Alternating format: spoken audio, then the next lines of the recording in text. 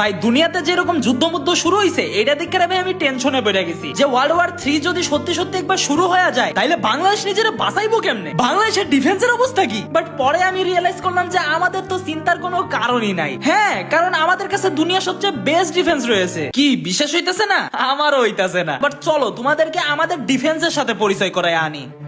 Introducing আমাদের hypersonic ballistic missile. এই মিসাইলটি প্রায় 15,000 থেকে 18,000 কিলোমিটার পার আওয়ার গতিতে এত জোরে শত্রু পক্ষের দিকে এগিয়ে যাইবো যে মনে হবে যে হেরে কোনো কুত্তা তাড়া করছে। এন্ড আমাদের লং রেঞ্জ ব্যালাস্টিক মিসাইল, যদিও এর গতি তুলনামূলক একটু কম, বাট এর রেঞ্জ এতটাই বেশি যে শত্রু যদি 2000 কিলোমিটার গিয়েও কোনো গর্তের মধ্যে লুকায়া থাকে তাও এই মাঙ্গের নাতি মিসাইল তার গর্তের মধ্যে ঢুকা তার নিতম্বের উপরে গিয়া পড়বো। শুধু তাই না, আমাদের রয়েছে অত্যাধুনিক রাডার সিস্টেম যেটা কিনা একসাথে 300 টার্গেট ডিটেক্ট করতে পারে। এয়ারপ্লেন, ড্রোন, মিসাইল, ইভেন তোমার এক্সও ডিটেক্ট করতে পারবো। And last but not least আমাদের অত্যাধুনিক প্রযুক্তির মিনি পারমাণবিক বোম। এইটা তুমি যেই দেশেই ফেলাও না কেন ওই দেশে রোজা আর কুরবানির ঈদ একসাথে পালন হবে। এন্ড শুধু তাই না, আমাদের দেশে রয়েছে free fire and PUBG player যাদের রয়েছে 7 থেকে 8 বছরের ব্যাটেল এক্সপিরিয়েন্স। এদের সামনে কোনো এনিমি আইলে এরা এনিমিরে ওয়ান ট্যাপার হেডশট মাইরাই দেশ থেকে বিদায় করে দিব।